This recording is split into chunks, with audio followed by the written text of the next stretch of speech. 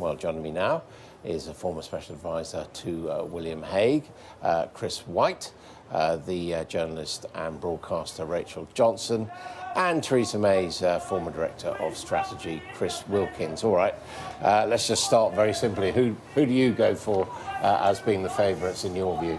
I think it's probably going to be, it depends whether it's a short contest or a long contest, but if it's a short contest, it's probably going to come out of the cabinet, and then probably either Michael Gove or Boris Johnson or Jeremy Hunt will be the top three. Rachel? Personal preferences don't apply in this contest. I thought I was here to talk about Theresa May. I've made no reference to your family. No, of course. I think the commentariat is coalescing behind Michael Gove, as you can see from those odds. I wish you'd read out the odds, by the way, like the Grand National commentator, because, you know, that is coming up, but this is going to be like the Grand National. You know, the runners and riders at the front of the race often fall at Beecher's Brook. So you're going for Michael Gove, then? I'm not going for anybody. No predictions? What? Oh, I see. Look, if I name somebody, they're bound to crash at the first fence. Right, OK. What about you? So I think the odds are really interesting, actually. It's interesting to see Michael Gove as the sort of front runner there, because I think a while ago you wouldn't have said that.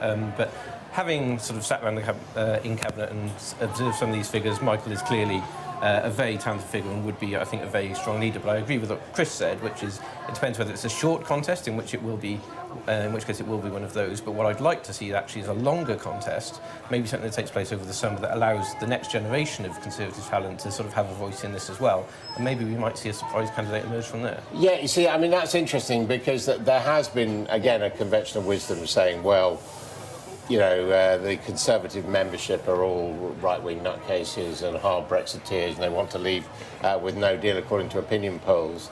So they're going to vote for someone like that. But there are others who say that's not fair. They, after all, preferred David Cameron over David Davis. What do you think? How open is it with the membership? Well, I mean, we've got to remember the first stage is the parliamentary party picks. And I think there is a real difference in preference between the parliamentary party and the country. And the associations, if you just drill down on this statistics, they are older, they are whiter, and they are more Brexity than the parliamentary party, which, as we know, Commons as a whole was 75% Remain. So that every single element in this equation is split down the middle, from the Whip's office to the ERG to the Tory party to the Labour. You know, let's leave the Labour Party out, but everyone is divided. It's going to be really hard for anybody to coalesce around one candidate. I mean, the best-known figure on recognition is Boris Johnson, former Foreign Secretary.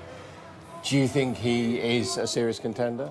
Yeah, of course he's a serious contender. I think, look, the first thing they've got to do is get the vote through, and I think that will determine the timescale, because, you know, if the vote goes through and we leave, then that's or if the vote doesn't go through and we end up with a long extension, then actually that gives the party time to do a longer look at the list of candidates, to actually get through and discuss something that is not just Brexit. There are so many things that the Conservative Party needs to address, whether it's the housing crisis, the environment and the economy, that we're just not talking about at the moment. The party needs to really focus on. Can I raise a doubt in, I think, people's minds, which is Theresa May has said that if her vote goes through, she will step aside in a shorter time frame than she had predicted. That's a very vague formulation.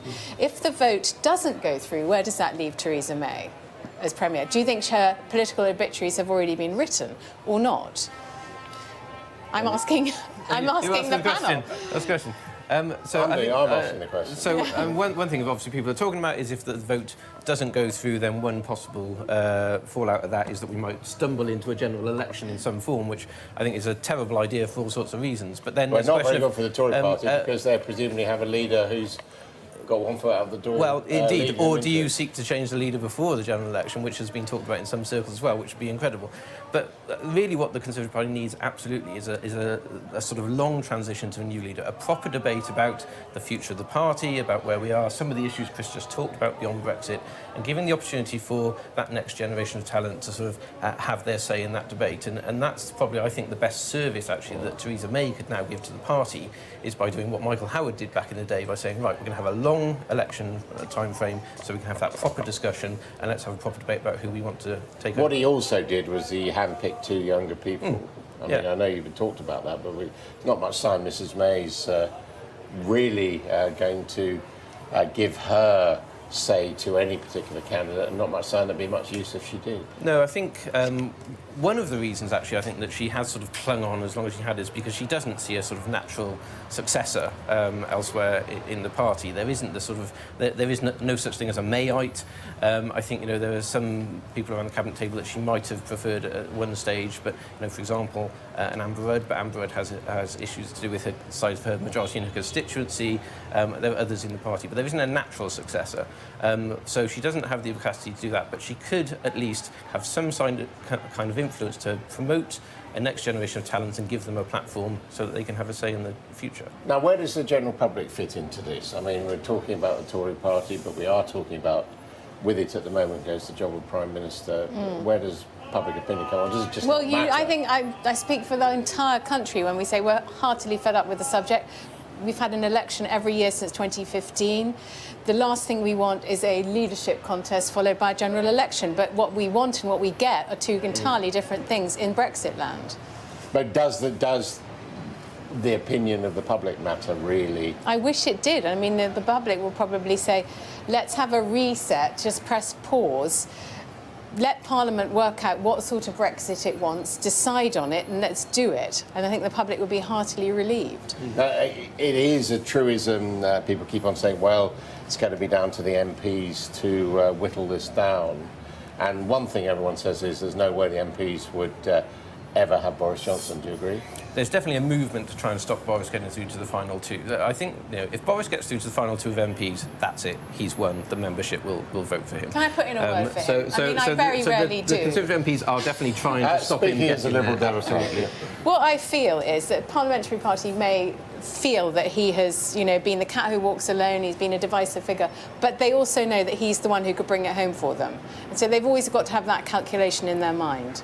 But I think the other thing that's worth looking at, you saw the Conservative Home poll of members that came out today, which showed that 60% of the membership who responded to the poll actually now want the deal to go through, which is good, but it also shows that Boris has changed his opinion. He was against the deal, now he's for it. And I think so has made Rees-Mogg and the rest of them. Exactly, but I think that depending on where the timescale goes and how short the actual ballot will really reflect on whether the country, or rather the Parliamentary Party, wants to go for a safe pair of hands, or whether it wants to... But you see, I'm interested in this question because you've got Fraser Nelson, editor of the Spectator today, basically saying, forget Boris, he's not got a campaign going, everybody hates him, we should concentrate on everything else.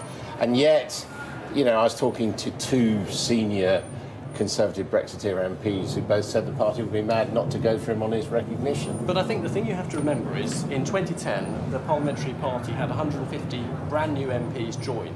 When I was in the Whip's office, so half the Parliamentary Party was brand new. We've had 2 elections since then which have seen new intakes come through. Those MPs are now going to be the ones who are narrowing the field and choosing. So they are going to be the ones who are going to be selecting the field of candidates that narrows it down to 2 that then goes to the Parliamentary Party. But they do want someone, presumably, who's going to help them be re-elected, particularly if we're going to have an election quite soon, don't they? Well, that's the thing. So name recognition, therefore, becomes very important. So it is that sort of list of candidates that we talked about right at the start. Boris, obviously, is high up on that list. But he's obviously, he is a divisive figure, both within the party but also within the country. But there's no doubt he also has star quality. He can walk in a room and sort of charm anyone. And he had, a pretty good record as Mayor of London. It's what's happened since he was Mayor of London that would cause some people to question sort of some of his background. So he definitely has any women to watch? Amber should go for it. I don't think that her small majority in Hastings is really such a hindrance to her. She's very popular, she's very effective. I think some other MPs might look at that and say, well, are we going to elect a leader at a time when we're not doing so well in the polls, that we might end up having the unthinkable thing of a Prime Minister not being re-elected at a general election? That's something she has to persuade people over. But well, they'll need to pop her into a safer seat then, before she goes into the election. But what about Liz Truss? What about Penny Mordaunt? There are other female Conservative MPs. We shall see. Thank you very much indeed.